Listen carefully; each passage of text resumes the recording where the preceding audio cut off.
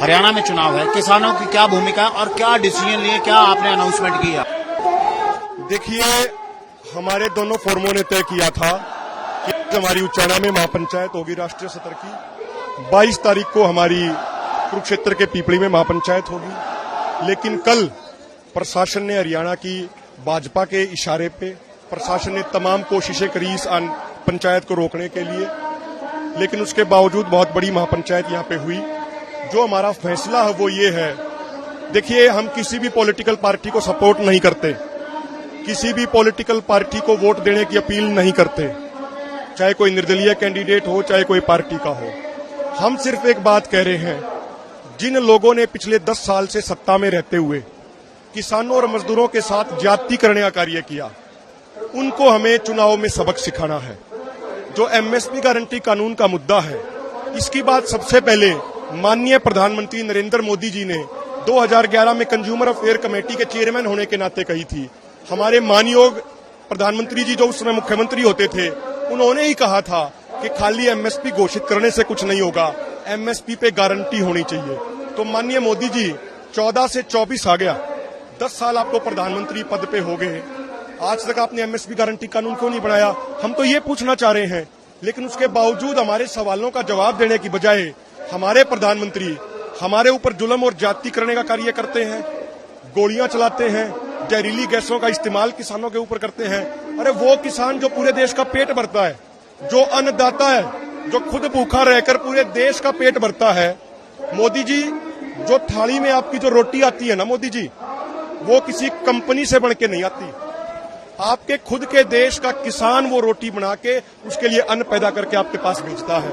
तो कम से कम किसान की आपको सुननी चाहिए। तो हमने ये फैसला किया है कि जिस भारतीय जनता पार्टी ने पिछले 10 सालों में किसानों के ऊपर, मजदूरों के ऊपर अत्याचार किया, उनकी मांगे पूरी नहीं करी, महिला पहलवानों को सड़कों पे घसीटने का काम कराया, मजदूरों के लिए 4 नए लेबर कोड लेके आए, उनको बंधुआ मजदूर बनाने के लिए, मनरेगा का बजट 4,500 करोड़ रुपया कम कर दिया, अग्निवीर जैसी योजना लाके नौजवानों के भविष्य को बर्बाद करने का काम किया।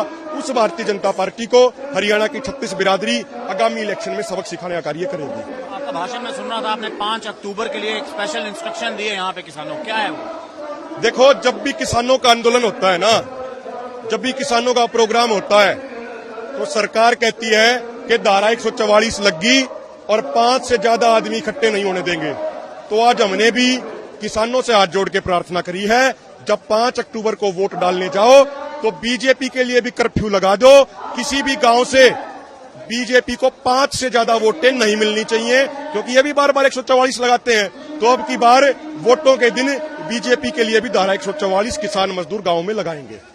सारा फोकस जो था किसानी का पंजाब और हरियाणा का, वो शंभू बॉर्डर था। तो हम मान लें क्योंकि हरियाणा में चुनाव है तो अब किसानों का सारा फोकस हरियाणा में रहेगा। देखो, शंभू के साथ साथ खनौरी बॉर्डर पे भी अपना आंदोलन चल रहा है, बड़ी संख्या में किसान बैठे हैं।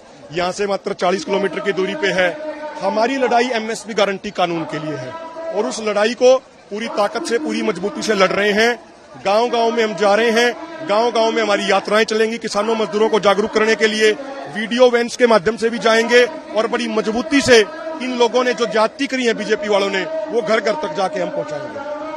अभिमन्यु कुहार जो कि हरियाणा के बड़े किसान नेता हैं, आज यहाँ पे महापंचायत की गई और कैटेगोरिकली कहा कि जिन लोगों ने, जिन सरकारों ने किसानों के ऊपर एट्रॉसिटी की है, उनका इस बार हरियाणा के चुनाव में विरोध किया जाएगा। जीन से कैमरा पर्सन अमन के साथ नसीम बसी, आज का। अगर ये वीडियो आपको पसंद आया है तो इसे लाइक जरूर करें। अगर चैनल अभी तक सब्सक्राइब नहीं किया है तो कर लें और नोटिफिकेशन पाने के लिए बेल आइकन भी दबा दें।